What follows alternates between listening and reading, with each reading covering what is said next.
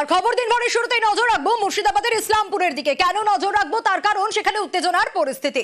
কংগ্রেস তৃণমূল একেবারে হাতাহাতি। ছবিটা দেখলেই আপনারা বুঝতে পারবেন ঠিক কি পরিস্থিতি তৈরি হয়। ইসলামপুরে কংগ্রেস তৃণমূলের হাতাহাতি, বচসা, আর সেখান থেকে হাতাহাতির পর্যায়ে কেন পৌঁছে গেল, কি কারণে এই তুমুল উত্তেজনা, ঘটনাস্থলে পুলিশ পৌঁছয় পরিস্থিতি নিয়ন্ত্রণে আনার জন্য, কেন এই পরিস্থিতি তৈরি হয়। প্রণব রয়েছে আমার সঙ্গে, ডিটেল জানাতে পারবে। প্রণব, এখন কি অবস্থা, এই পরিস্থিতির সূত্রপাত কোন জায়গায়?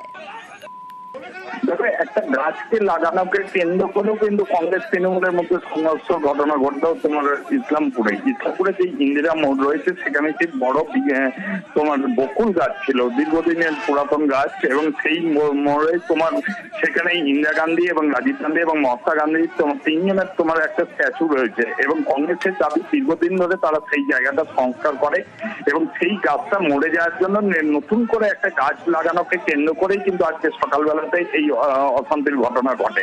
কংগ্রেসের পক্ষ থেকে বেশ কয়েকজন গিয়ে সেখানে আবার নতুন করে একটি বকুল গাছ লাগাচ্ছিল, সেই সময় তৃণমূল কর্মীরা তাদেরকে বাধা দেয় এবং হাতাহাতি শুরু হয়ে যায় এবং এলাকায় যথেষ্টভাবে চাঞ্চল্য ছড়িয়ে পড়ে।